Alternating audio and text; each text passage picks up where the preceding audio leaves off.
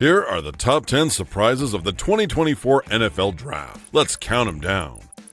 Yeah, here we go! Waiting! Number 10, where's the defense? The first 14 consecutive picks in the draft were offensive players, and 23 of the 32 picks in the first round were offense. This has never happened before. Normally, the draft is more evenly split between offense and defense because teams need both to win games. But recently, the NFL is becoming an offensive-focused league with offensive-minded head coaches, and this trend was seen during the draft. Number 9, New England Patriots choose 7 offensive players out of 8 picks. Outside of Tom Brady, the former Patriots coach Bill Belichick didn't seem to appreciate many offensive players. Belichick also had a reputation for trading down in the draft to get more picks. After Tom Brady's departure in 2020, the Patriots drafted a safety and 2 linebackers before picking a tight end in the 4th round. Hey coach, you gotta score points too. But 2024 was different. New England took quarterback Drake May with the 3rd pick, then gave him weapons and protection by drafting 2 receivers and 2 offensive linemen before drafting a cornerback in the 6th round. This isn't what we've usually seen from the Patriots, but it's smart to set up a young quarterback for success. Number 8, the Chicago Bears discover offense. The Monsters of the Midway have a legacy of great defensive players such as Dick Butkus, Mike Singletary, Richard Dent, and Brian Urlacher. But in today's NFL, the Bears are prioritizing offense by picking quarterback Caleb Williams and receiver Rome Odunze, with the luxury of having 2 first-round picks. Chicago also then took an offensive tackle before taking the Ray Guy Award-winning punter Torrey Taylor in the 4th round. Taylor is an Australian, and NFL teams have had great success with Aussie punters. Those guys can kick the crap out of a football. Second honorable mention, Brendan Rice, wide receiver to the LA Chargers in the 7th round. The Chargers are hoping that Rice can produce just half of the statistics as his dad, Jerry Rice. The greatest receiver of all time owns all the major receiving stats, and it's not even close. But just half, you say? Yes. Half of Jerry Rice's receiving yards and touchdowns would put young Rice in the range of Mike Evans, Devontae Adams, Calvin Johnson, and Travis Kelce. That's pretty good company. Best of luck to you, Brendan Rice. Number 7, Spencer Rattler, quarterback to the New Orleans Saints in the 5th round. It's no surprise that Rattler wasn't a first-round pick, but his draft stock dropped from a projected 3rd or 4th round to the 5th round. And the reason for the drop is strange. As an incoming freshman at the University of Oklahoma, Rattler was a 5-star recruit and the top quarterback in high school. He transferred to the University of South Carolina after losing the starting job to Caleb Williams, who was the number 1 overall pick in this year's draft. But that's not why his draft stock dropped. Many NFL executives were concerned about Rattler's appearance on the Netflix series QB1 when Rattler acted immature. Come on guys, cut the dude some slack. By most accounts, Rattler has matured and should be a good leader on the team. Number 6, Jeremiah Trotter Jr., linebacker to the Philadelphia Eagles in the 5th round. Son of the Eagles All-Pro linebacker Jeremiah Trotter Sr., Jeremiah Jr. hopes to have the success of his father. Trotter's draft stock fell this past year due to his small size and lack of speed. Despite those perceived shortcomings, Trotter was a 2nd-team All-American at Clemson and will wear his old man's number 54 in Philadelphia like he did in college. Number 5, Brock Bowers, tight end to the Raiders with the number 13 pick. Bowers was the top-rated tight end in the draft. After an All-American career at the University of Georgia, his talent isn't in question, nor is there a question that Bowers should be a first-round pick. But was he the right pick for the Raiders? Oakland? No, that's not right. The Los Angeles?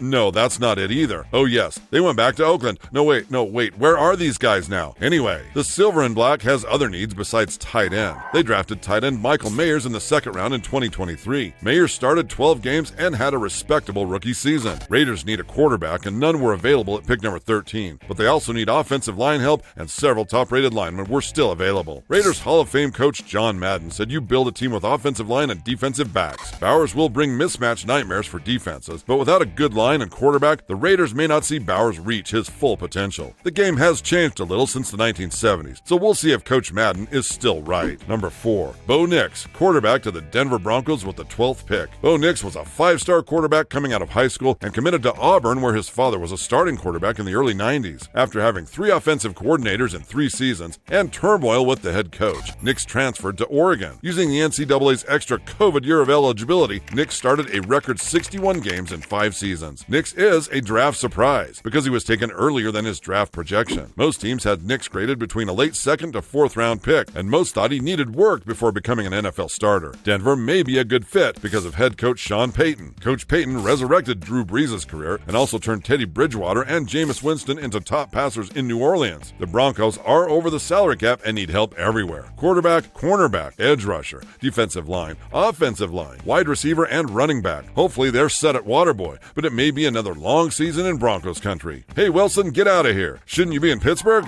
Number 3, Quinyon Mitchell, cornerback to the Philadelphia Eagles with the 22nd pick. Mitchell was graded as the number 1 quarterback in the draft, and top-ranked corners usually go within the top 10 picks. Remember playing tag in school and there was only one kid that no one could catch? That's a cornerback. Cornerbacks are the fastest guys on the field. They are athletic enough to keep up with speedy receivers and deny them the ball. Most drafts have at least one corner go in the top 10, and often in the top 5, of course. It depends on the needs of each team, but for the first cornerback to go at pick number 22 is almost unheard of. Number 1 honorable mention, Odell Beckham, signed by Miami to a 1-year deal. The Dolphins have Tyreek Hill and Jalen Waddle, and Miami also drafted receivers in the 6th and 7th round of this year's draft. If Beckham can stay healthy, he will make an explosive offense even more dangerous. Miami's defense is only average, so it seems the Dolphins are hoping to hang tons of points on the board to offset their defensive problems. Number 2, 6 quarterbacks in the first round. This was a good draft for quarterbacks, and a record-tying 6 signal callers were taken in the first round, and all by the 12th pick. The last time 6 quarterbacks were taken in the first round was 1983, and 3 of those became Hall of Famers: John Elway, Jim Kelly, and Dan Marino. We'll have to see how these guys play compared to that great class of a generation ago, but it should be fun. Number 1, Michael Penix to the Falcons with the number 8 pick.